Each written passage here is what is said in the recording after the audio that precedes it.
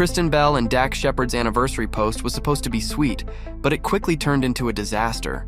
October 17th is the 12th. Oh my God, it's my anniversary! Under a photo of the couple hugging, Bell included a pretty shocking quote from Shepard. She wrote, "Happy 12th wedding anniversary to the man who once said to me, 'I would never unalive you.'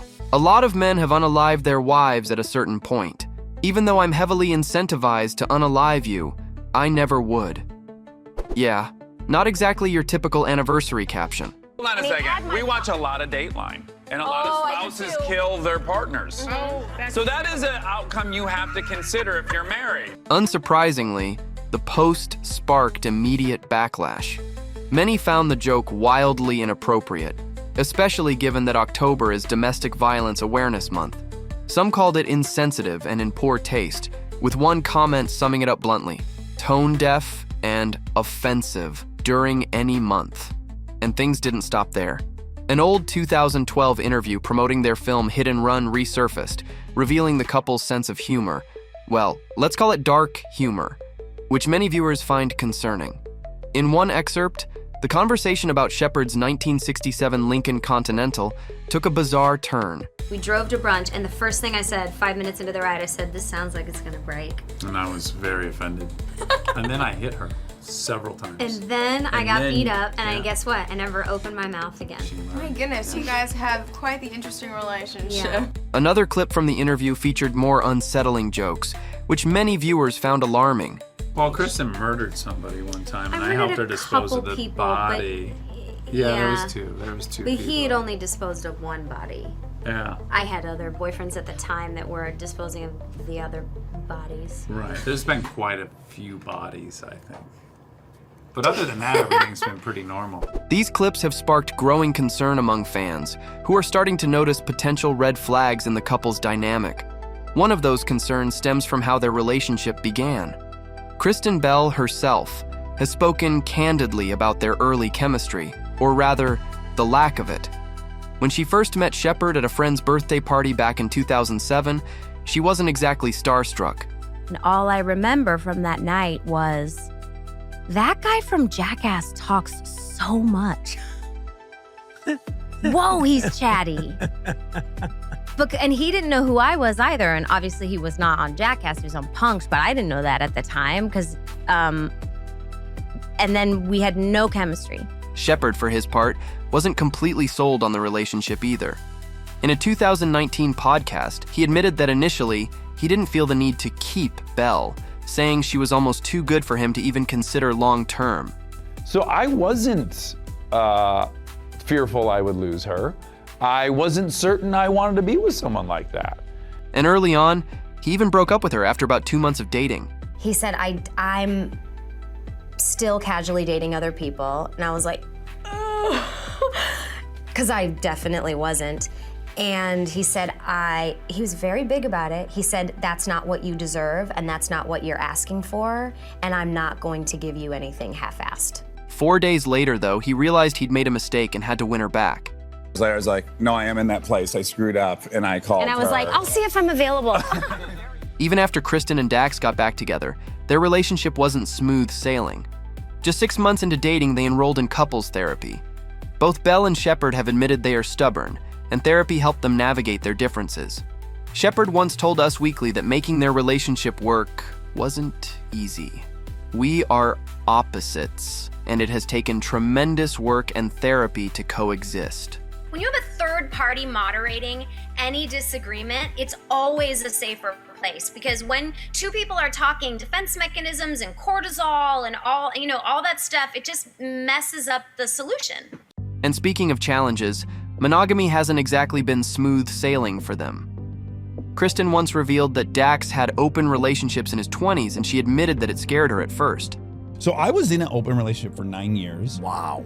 And I love her like crazy, still do. We're still really good friends, and both of our lives have worked out great. And I wouldn't say that that was the reason ultimately we broke up. Kristen also said, monogamy is tough because you're still attracted to other people. That comment alone raised some eyebrows, and it didn't stop there. In a 2021 interview with Self magazine, Kristen talked again about Dax's attraction to other people, saying, He can tell me someone he finds attractive, but it doesn't make me feel like he's going to leave me. No one can make you feel inferior without your consent. Don't consent. On one hand, it's refreshing to see someone so honest and confident about their relationship. But on the other hand, for many fans, it only raised more questions about what's really going on behind the scenes. In one case, a fight over household chores got so intense that it completely got out of control. But what transpired was a lot of volume, a lot of harsh words being thrown around, and it was an angry, angry fight, right? Wow. About how nobody does anything for anybody else, right? We were getting things out of the There was stuff that was buried. That was Big time. yeah. Okay. I grabbed my pillow and I stomped down the hall and I sleep in the front room and I'm crying, right? Ugh. And we don't talk for 3 days. Despite that, the couple focuses on open communication, even when their children are around. As Belle told People, we do not have the makeup, our conflict resolution, behind closed doors. With two boisterous people also comes a high amount of whatever the word for this is. Nice, Yeah. not Like a- clashing. It's like a combustion. It's like a beautiful. Strong personalities. The pandemic was another major challenge for the couple. At the start of lockdown, the actress admitted to being annoyed by Shepard, and he felt the same.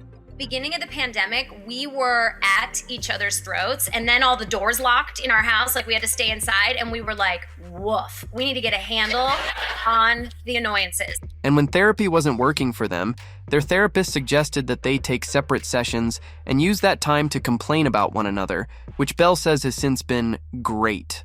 The actress shared that this allows them to take out their frustrations without using the other person as a punching bag. And by the time they reunite again, they love each other again. During the course of the pandemic, Belle admitted to having difficulty separating her own feelings from others, saying it was something that is, quote, dangerous thing to toy with.